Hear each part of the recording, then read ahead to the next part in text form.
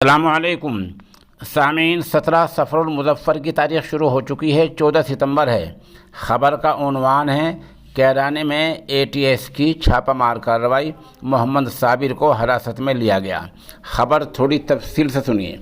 मगरबी उत्तर प्रदेश के ज़िला शामली के कस्बा कैराना के महल्ला दरबार में आज लखनऊ से आई ATS टीम ने छापामार कार्रवाई की है।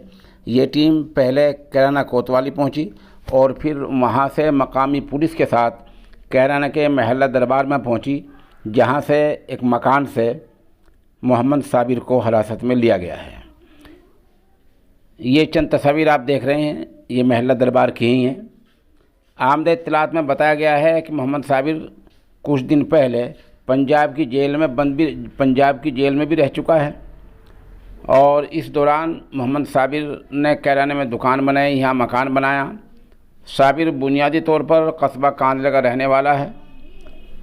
अब वो यहीं रह रहा था। पुलिस ने उसकी दुकान की भी तलाशी ली है। ATS पहले उसको कैराना कोतवाल ले गई और फिर उसको अपने साथ ले गई है। कैराना कोतवाल के इंचार्ज अनिल कपरवान ने साबिर की हिरासत की तस्दीक की है। आप हमारे साथ बने रहें। ख़बर में जैसा कुछ अपडेट होगा हम आपको बताते रहें।